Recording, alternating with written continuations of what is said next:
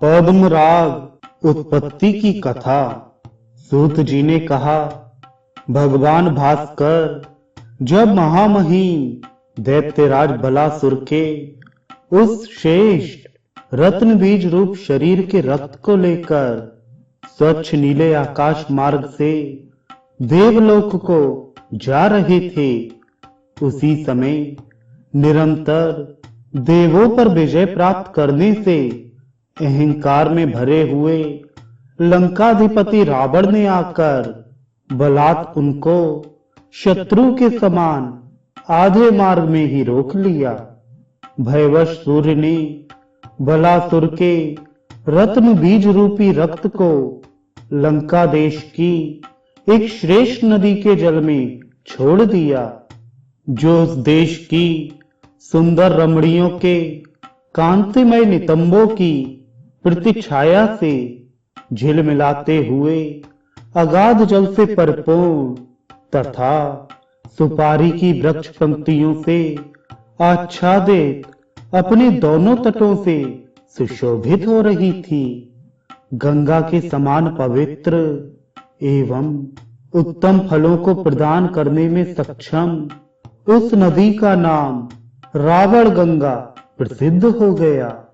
बलासुर के रत्न बीज रूपी रक्त के गिरने से उस नदी के तट पर उसी समय से रात्रि में रत्न राशियां स्वयं आकर एकत्र होने लगीं।